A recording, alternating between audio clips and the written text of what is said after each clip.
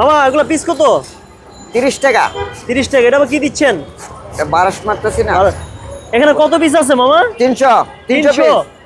300 তো আজকে বিক্রি হবে না। না 2 দিন লাগবো। 2 দিন? এগুলো নষ্ট হয় না?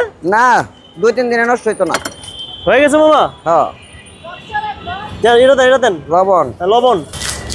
এই যে 30 টাকা আপনি মানে দিলেন এইটা ভাই, হ্যাঁ কয় টাকা লাভ হয়েছে যদি বলতেন, অনেস্টলি বলেন। 10 টাকা লাভ হইব। 30 টাকা বিক্রি করলে 10 টাকা লাভ। আচ্ছা এলো খাও, তুমি খাও। এগুলো 30 টাকা। হ্যাঁ। এগুলো কত করে? এগুলা 40। 40 টাকা। আচ্ছা আচ্ছা আচ্ছা, বুঝতে পারছি। মামা এগুলো কোথা থেকে নিয়ে আসছেন? মানিকগঞ্জ।